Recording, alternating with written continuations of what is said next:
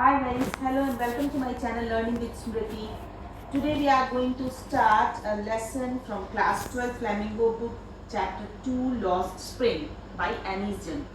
इसके बारे में मैंने पहले भी आपको बता दिया है। इसका फर्स्ट पार्ट मैंने आपको पहले वीडियो में बताया है, किस तरीके से पॉवर्टी और चाइल्ड लेबर के बारे में इसमें बताया गया है। जो इसकी थीम है वो थोड़ी सी आयरॉनिकल भी है और किस तरीके से इन्होंने सोशल इंजस्टिस के बारे में बताया है कि जो यहाँ अमीर है वो अमीर है, जो गरीब है वो बहुत गरीब है। किस तरीके से ढाका से आए हुए शरणार्थियों के बारे में इसमें बताया गया है कि वो दिल्ली के सीमापुरी इलाके में आकर के रहते हैं और गार्बेज उठाते हैं और इस तरीके से अपना जीवन यापन कर रहे हैं। और अब पूरी तरह से फिर चाइल्ड लेबर भी शुरू कर देते हैं और इन्होंने अपनी लाइफ को गिव अप कर दिया है।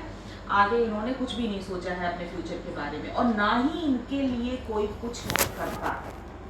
हम समाज में भी हमारे नेता मंत्री जो भी हैं वो जो अमीर है उन्हीं के लिए किया जाता है, जो गरीब है वो इसी तरीके से, और उनसे लोग सिर्फ झूठे वादे करते हैं जो कि पूरा नहीं होते, कभी नहीं पूरे होते हैं। तो ये पहले पार्ट के बारे में बताया गया था और आज मैं इस वीडियो के थ्रू आपको दूसरा पार्ट बता रही हूँ कि किस तरीके से लेखक की मुलाकात जो है वो मुकेश नाम के लड़के से होती है। तो जो मुकेश होता है वो बेसिकली फिरोज़ाबाद का लड़का होता है और आपको पता है फिरोज़ाबाद हमारे बैंगल मेकिंग के लिए बहुत ही फेमस है।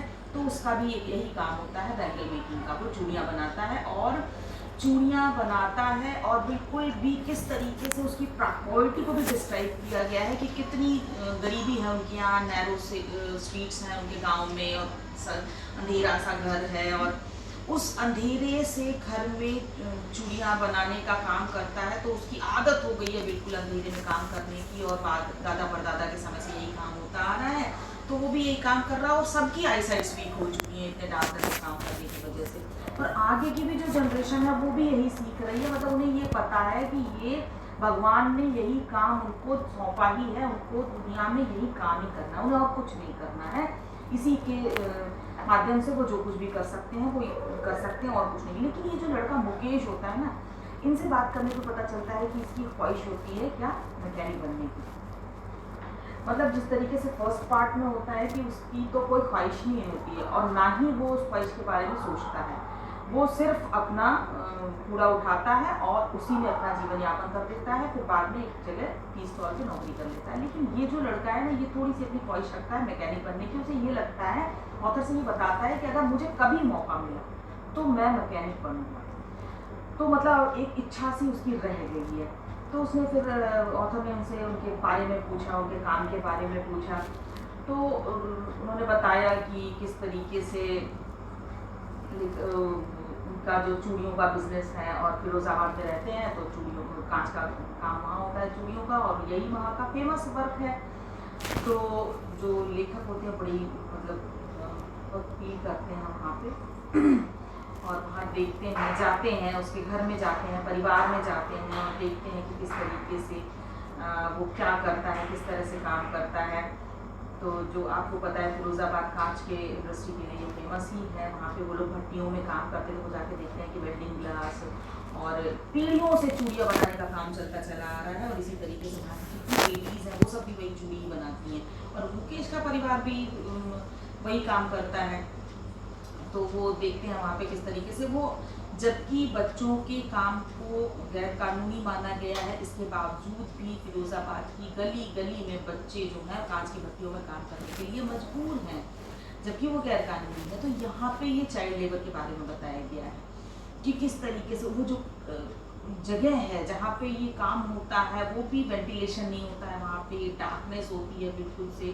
लेखक जब वहाँ पे जाके देखती तो उसे लगता है कि अरे यहाँ पे तो कानून नाम की कोई चीज़ ही नहीं है। किस तरीके से मतलब एक अमानवीय व्यवहार जिस तरीके से हो रहा हो बच्चों के साथ, कितनी कड़ी मेहनत करते हैं ये, इनकी आंखें खराब हो जाती हैं।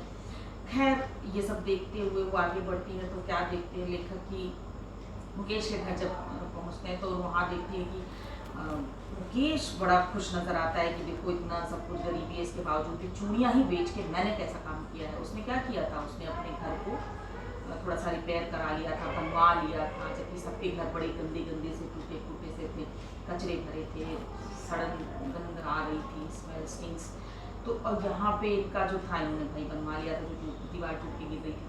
तो ये वहाँ पे देखते हैं तो इससे बड़ा प्राउड फील हो रहा है कि मैंने बहुत बड़ा, जैसे बहुत बड़ा काम कर लिया उसने अगर घर बनवा लिया तो बहुत बड़ा काम कर लिया है।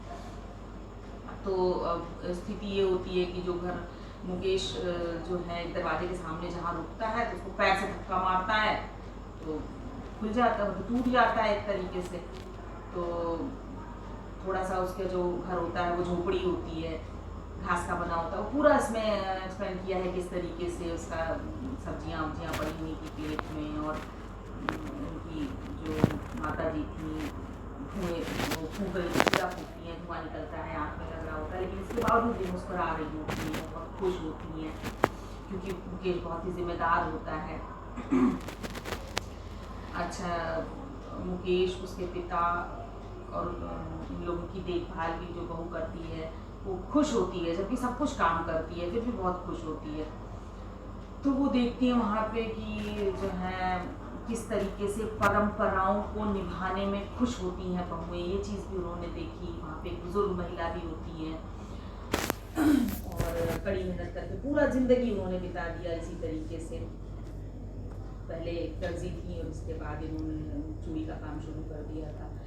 तो अपने बेटों को भी उन्होंने स्कूल नहीं भेजा बल्कि चूड़ी बनाने का हुनर सिखा दिया।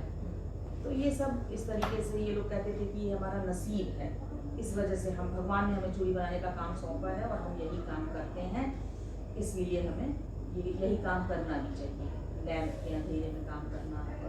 लेकिन इसके बावजूद भी कितना कलरफुल है कि वो रंगीन चूड़ियाँ, रंगीन कांच को बनाने का काम करते हैं। तो वो जो है अब तेज़ धूप में वो शायद बना ही नहीं पाएंगे, कर ही नहीं पाएंगे, क्योंकि उनकी दृष्टि ही खो चुकी है, वो काम ही नहीं कर सकते हैं। वहीं पे देखते हैं छोटी सी लड़की सविता खड़ी होती है, मतलब यंग हो रही होती है, तो वो भी अपना इसी काम को देख रही होती है, पिंक कलर की ड्रेस पहनी होती है उसने, उसी महिला के साथ बैठ होती है। वो भी कांच के चूड़ियाँ बनाने के काम को देख रही होती है, कैसे मशीन चल रही है चिमटे की तरह। इस तरीके से ये चूड़ियों को बहुत ही होली बैंगल्स कहा है, क्योंकि ये पवित्र इसलिए है क्योंकि इन्हें सुहाग कहा जाता है एक महिला के लिए, तो ये बहुत ही अच्छे शब्द होते हैं। तो इस तरीके से वो देख रही होती है कि आगे जब उसको भी यही काम करना होगा, वो दुल्हन बनेगी, उसे भी इसी तरीके से पहनना होगा चूड़ियाँ।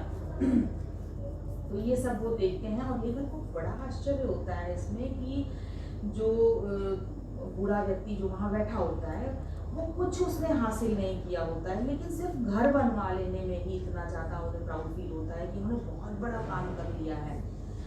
तो जिस तरीके से इतना समय बीत गया, उन्होंने इतने में जो भी किया सिर्फ अपना गुजारा किया और घर बनवा लिया, लेकिन वो उसमें बहुत खुश थे। इतनी कड़ी मेहनत के बाद उन्होंने किया क्या, घर बनवा लिया, लेकिन इसको ये बहुत बड़ा काम समझते थे।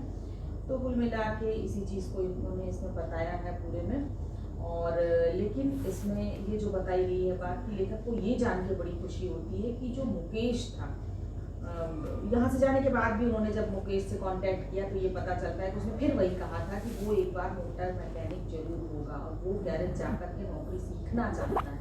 तो लेखक पूछता है कि चूँकि गैरेज उसके घर से काफ़ी दूरी पे था, इसलिए मुकेश ने जोर देकर के कहा कि उसके पास जाएगा, उससे पूछा कि वह उड़ने वाले विमानों का सपना देख रहे, मतलब वो इस तरीके के विमानों का भी सपना देख रहा है। लड़का चुप हो जाता है और इसके बाद जो है वो कुछ नहीं कहता है। फिरोजाबाद के ऊपर कई विमान जो है उड़ते हैं, वो उसको रोज देखता है, उसको पूछता रहता है, लेकिन यही सोचता है कि वहाँ के लोग सिर्फ अपने सपनों तक ही सीमित रह जाते हैं और कुछ नहीं कर पाते। तो इस तरीके से ये भी कहानी खत्म होती है। और इसमें जो हमारे एडिसन हैं, इन्होंने ये पूरी तरह से बताने की कोशिश की कि किस तरीके से पॉवर्टी और चाइल्ड लेबर हमारे समाज में अभी भी है, जिसे हमें बंद करना चाहिए। स्टोरी खत्म होती है इसी के साथ। Thank you, have a nice day.